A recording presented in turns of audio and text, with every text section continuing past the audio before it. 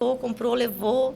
Sim. Então, assim, a gente tem que entender essa comunicação, a gente tem que entender do corpo do cliente, a gente tem que entender qual é a proposta que ele passa, o que, né? Então, é bem complicado, mas Sim. só com a experiência mesmo. E eu vejo que isso tem aumentado cada vez mais, esse tipo de cliente, que ele quer logo a solução. Ah, mas como que eu vou entregar a solução se ele não sabe o que quer? É aí mesmo que está o Exatamente. ponto. Se você consegue, não adivinhar, mas você consegue prever o que ele vai gostar, o que ele vai, né? Exatamente. É quase como se hoje o cliente tivesse preguiça de pensar. Isso. Então ele já quer chegar com a... Né, Isso, você com a entregando... solução. Ele quer sair dali com a roupa, independente do que... É você que escolhe e pronto. Sim. Mas vem cá, Gê, vamos voltar um pouquinho mais, porque eu quero entender assim, que geralmente, né, principalmente hoje em dia, a pessoa ela vai lá, tem a primeira experiência dela de trabalho, aí ela, não quero mais. Aí vai para uma outra experiência de trabalho, 2, aí depois 3, outro lugar e vai, e aí até parece que não se encontra, né? Não se encaixa. Exatamente. Eu acho que, assim, viver experiências de trabalho diferentes é muito saudável, né? Só tem que tomar cuidado para não acabar ficando de galho em galho, né? E não aprender, né, sobre as coisas, enfim. Você não passou pela tua cabeça também essa vontade de, tipo assim, vou sair daqui, vou fazer algo diferente, algo novo, vou me descobrir em outra loja, às vezes também de moda, também de roupa. Pior é que não, Alexandre. Nunca passou pela minha cabeça. Inclusive, eu achava que eu ia aposentar na loja. Sempre achei. Eu sempre gostei muito de trabalhar lá. Nunca me recebia, né, outras propostas, mas assim, nunca aceitei. Porque eu gostava e era ali que eu estava me encontrando dia após dia. Nunca tive essa curiosidade de tentar algo novo, eu me encontrei na moda, me encontrei em vender, né? Porque eu acho que não é só a moda, você tem que gostar de vender, você tem que entender um pouco de vendas. E eu me encontrei realmente. Legal. Tanto que hoje a minha maior dificuldade, eu preciso deixar esse lado da venda para cuidar um pouco da minha gestão e eu sou muito apegada a isso porque é o que eu amo fazer. Sim, exato. E esse é quase que um divisor de águas, né? Tem gente que nunca consegue sair disso, inclusive acaba meio que se tornando escravo da própria empresa, né? Mas quem Exatamente. consegue acaba também conseguindo ensinar outras pessoas, né? Eu acho que é isso que a gente precisa fazer, né? Até para continuar crescendo e evoluindo, Exato. né?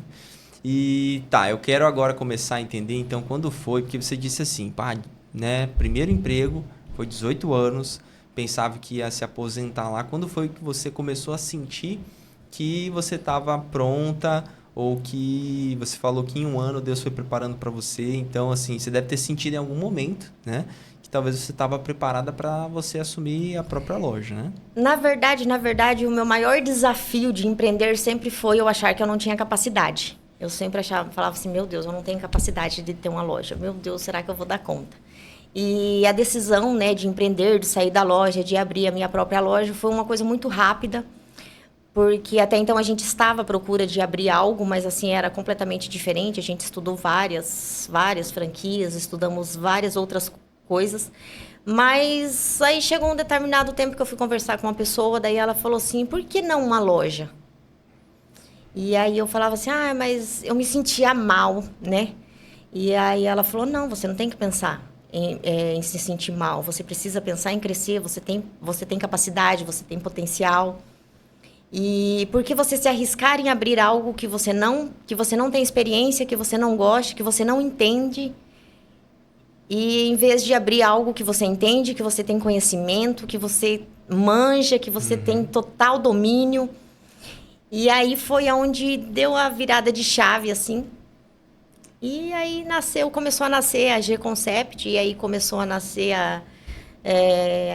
eu falo assim que as coisas foram acontecendo de uma forma tão natural, mas tudo tão rápido, que eu demorei muito para cair na real de tudo que estava acontecendo.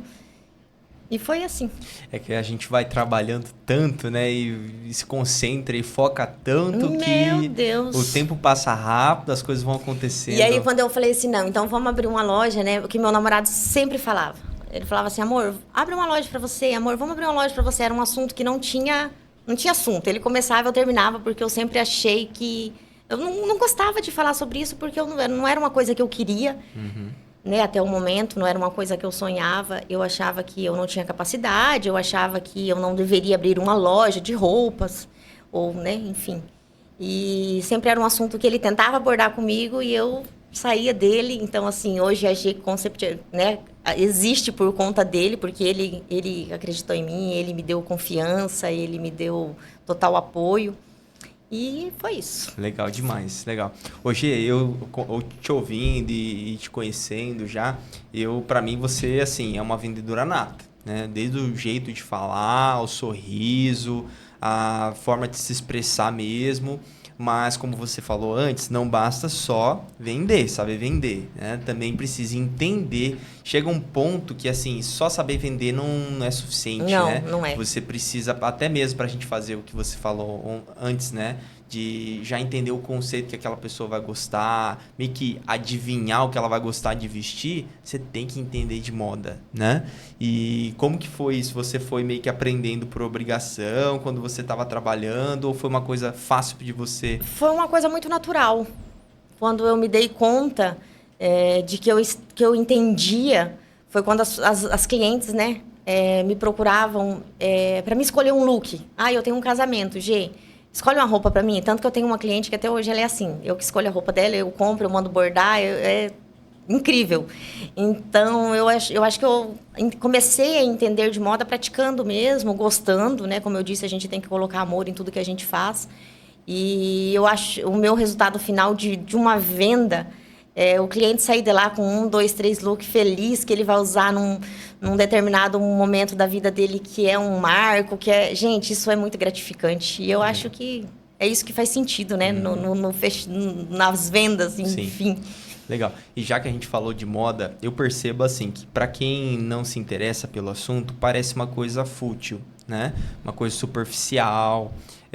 Eu queria que você contasse para nós o que é moda para você, porque embora eu não entenda de moda, eu entendo que ela é muito mais profunda do que muitas pessoas inclusive consideram como uma arte. Né? Ah, com certeza, Alexandre. Eu falo assim que a moda ela tá ligada no dia a dia de qualquer pessoa, né? Não é só estética, não é. Tem gente que fala assim, igual você falou, uma futilidade. Não é, né? A moda, você tem que estar bem vestida, você tem que estar bem apresentável, né? Se você coloca vamos supor, um advogado. Você coloca um advogado bem alinhado, num terno, você coloca um advogado numa camiseta, numa bermuda, qual que você vai escolher, né? Qual que vai te representar, né? E eu acho que a moda é isso. Hoje ela fala por si só, né? A pessoa bem vestida, ela chega, ela tem presença, ela passa autoridade, né? Em cada profissão. E eu acho que a moda está muito interligada hoje no mundo. As pessoas não levam tão em consideração, tem pessoas que não levam tão a sério, que deveriam levar. E é isso. A moda é muito além de uma moda, de uma roupa bonita. Eu não lembro qual canal de televisão, mas existia um quadro onde, se eu não estou enganado, no SBT, talvez você saiba, que transformava a mulher. Pegava a mulher, vestia ela, mexia Tinha as alfinetadas do Ronaldo Esper, não era esse? Cara, eu acho que sim. E assim, você sabe... Esquadrão da moda, deve ser. Isso aí. E assim, uma das coisas que mais chamava a atenção desse quadro era quão bem a mulher ficava ao se ver vestida bem, coisa que às vezes não via há muitos anos, né? Então eu percebo que parece que se vestir bem faz a gente ter vontade de fazer as coisas, né? Com certeza, com certeza. Assim como o contrário também acontece. Eu tinha um amigo meu, eu lembro como se fosse hoje, assim, ele às vezes não sai de casa às vezes não tem uma roupa, de não saber se vestir, às vezes não tem uma bobagem, não tem uma camiseta nova, um negócio assim, mas que, claro, né, isso é uma questão que é psicológica. Primeiro ele tem que resolver isso com ele mesmo. Exatamente. Mas que com certeza ele sabendo se vestir e tal, né, e não é nada, nossa, mega especial, mas sabendo vestir, exato, ele vai ter vontade mesmo de sair de casa. Agora lembrou uma história, a Liliane, né, a doutora, um dia me contou uma história que ela recebeu um paciente que estava para baixo, fazia uns 3 dias que não tomava banho, com a roupa toda suja, E aí ela falou, vai para casa, toma banho, amanhã você volta. E assim, era só aquilo que ele precisava, né? Então, assim, ligando a moda, às vezes você só precisa se arrumar, independente do... Quando eu falo assim, se arrumar, em você saber se vestir para se apresentar em alguma entrevista de emprego, enfim, ou à frente do seu negócio, da sua profissão, não é você colocar uma roupa de marca, não é você colocar uma roupa cara, é você estar bem apresentável, né? Uhum. Eu acho que isso conta muito em todos os sentidos. Legal. Show de bola.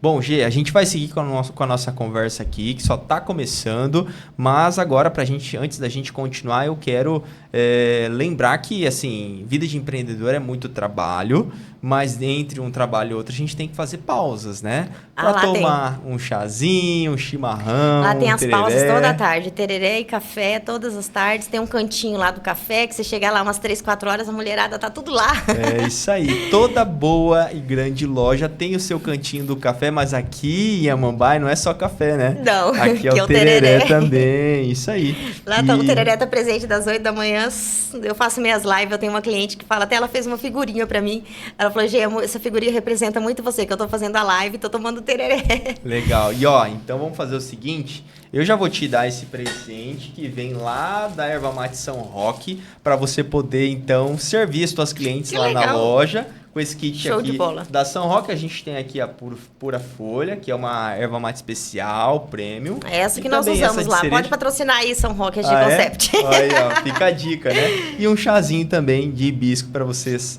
poderem degustar. Obrigada. Tá? E eu quero aproveitar então esse momento para lembrar você que a Erva Mate São Roque não é uma simples marca de tereré, uma simples marca de erva mate. É uma marca que representa a história da nossa cidade, são 50 anos de história, presente nesses momentos do dia a dia, de trabalho, entre um trabalho e outro. Você sabe, Gê, eu já comentei isso aqui outra vez nas nossas conversas aqui do podcast, que a Amambai existe uma lei municipal que autoriza o servente pedreiro a uma pausa de manhã, uma pausa à tarde, durante 30 minutos para tomar o tereré. Coisas de Amambai, né? Coisas de Amambai, e do interior do Mato Grosso do Sul, exatamente. Eu vou brigar com as minhas funcionárias, então. Não pode mais. O meu pai faz erva, meu pai é ervateiro. Que legal, legal.